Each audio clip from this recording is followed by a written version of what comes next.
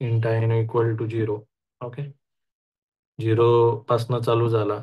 मी काय म्हणतोय की मला प्रिंट करायचं, म्हणून मग काय येईल, प्रिंट एफ येईल %d आणि काय येईल आयनो. ओके, हा प्रिंट होईल. आता काय प्रिंट होईल रे याने काय प्रिंट होईल? 0.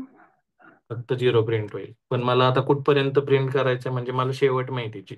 0 पासनं चालू झालाय तो, पण मला काय माहिती, शेवट माहिती. आणि मग त्या ठिकाणी मी काय यूज करतोय आता, व्हाईलची यूज केस मी इथं यूज करतो.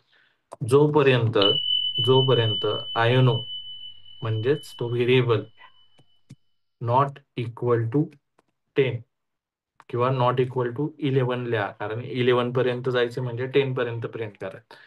जोपर्यंत तो 11 पर्यंत जात नाही तोपर्यंत तुम्हाला काय करायचंय, तो प्रिंट करायचा. आणि प्रिंट करत असताना त्याला तुम्हाला प्लस प्लस करायला लागणार, कारण 0 जो आहे तो ऑलवेज 0च राहणार आहे. ओके, असाच जर प्रोग्राम रन केला तर काय होईल, ऑलवेज कंडिशन तुमची ट्रू होत जाईल आणि प्रोग्राम इनफायनाईट लूप मध्ये जाईल, कारण तुम्ही त्याला कुठं संपवतच नाहीये. दरवेळेस चेक करताय नॉट इक्वल टू 11 आहे, बट त्याची व्हॅल्यू काय 0, म्हणजे ती ऑलवेज ट्रू होती.